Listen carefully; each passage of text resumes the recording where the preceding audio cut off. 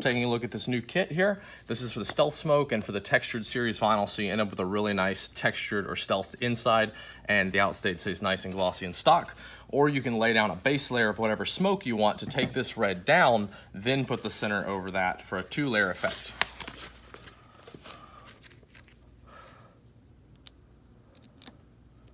So when installing this, what I'm really looking at with my eyes is the top line. I'm kind of starting right here with my eyes. I'm making sure this lines up nice, and then making sure it falls right along that top edge.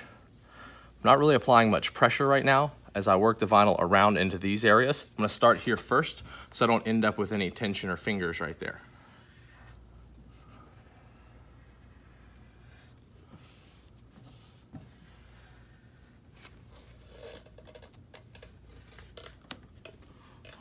Got a little bit of a finger right here, so I'm gently gonna pull the vinyl up. I'm doing this in a cold environment so that I'm not stretching the vinyl. That's what you wanna be careful of. You do not wanna stretch the vinyl. Okay, we work this down, work this down. Now, we're gonna take a squeegee and we're gonna push right here to make sure that we get these fingers out, because if we try to work this section at a time, we're gonna end up with one real tight spot. So instead, we're gonna take the squeegee and in one stroke go all the way to the edge. You can see now with all these little bitty tension lines, that just spread it out to where we didn't deal with one big finger. And now we can tuck the vinyl around into this crevice. Use heat for this. You want to soften the vinyl nice so that it conforms around.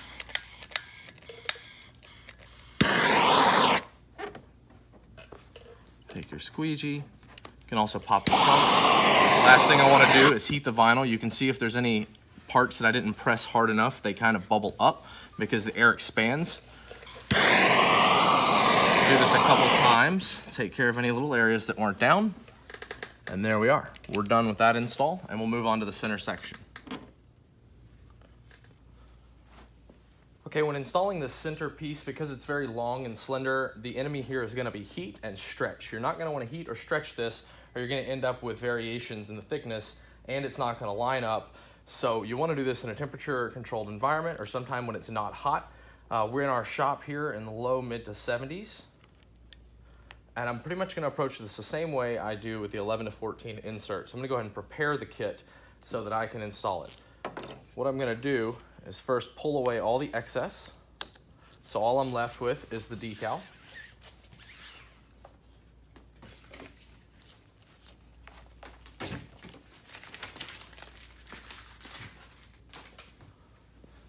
And now I'm going to use this trunk button and this to kind of key the decal and align it on the car. So we're going to flip it over, make sure everything is dust free so that you don't transfer anything to your clean light. You would have already cleaned the light. I'm going to go ahead and wipe that one more time since I'm right here.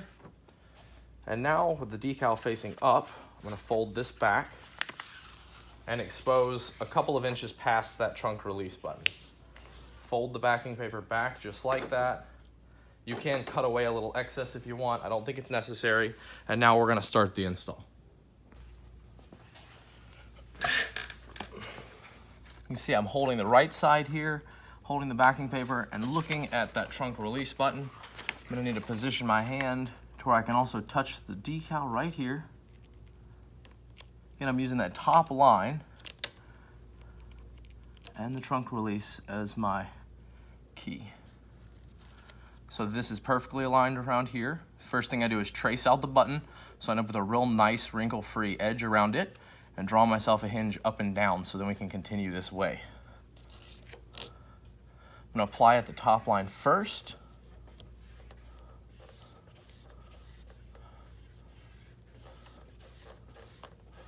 Start working the film over.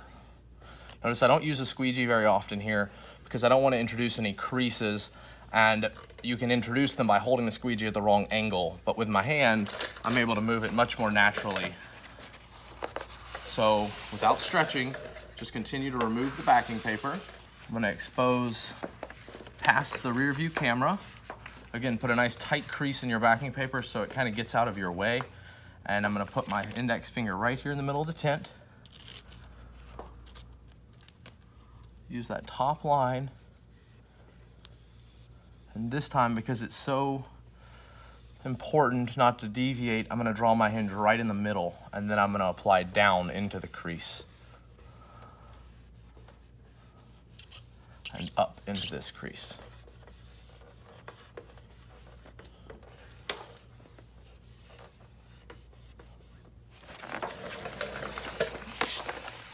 I'm gonna fully expose the tint at this point, remove the backing paper, get it completely out of the way.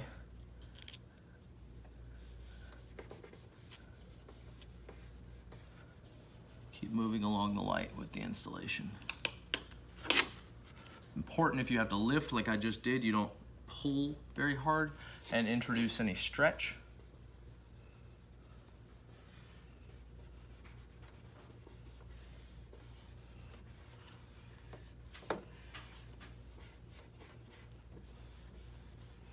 You can see I can push right here all the way down, but I'm actually gonna work this flat area so that I can work this out this direction.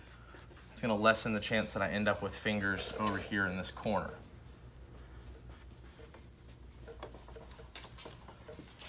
There you go, we fully applied this tint now.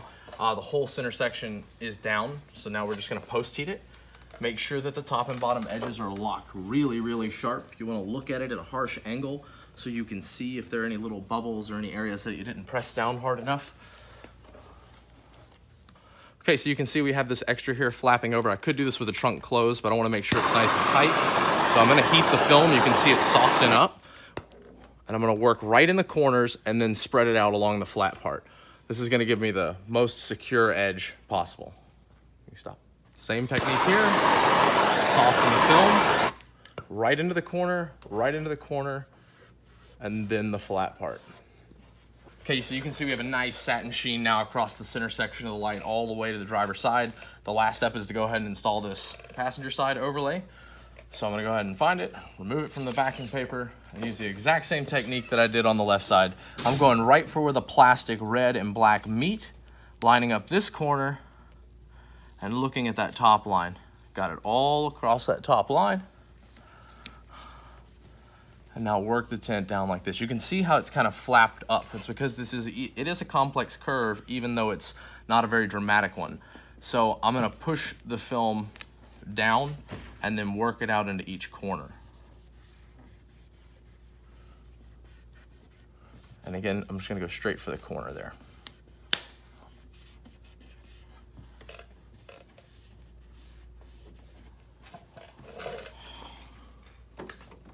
The last thing is to open the trunk, if you can, heat this, and lay the film down.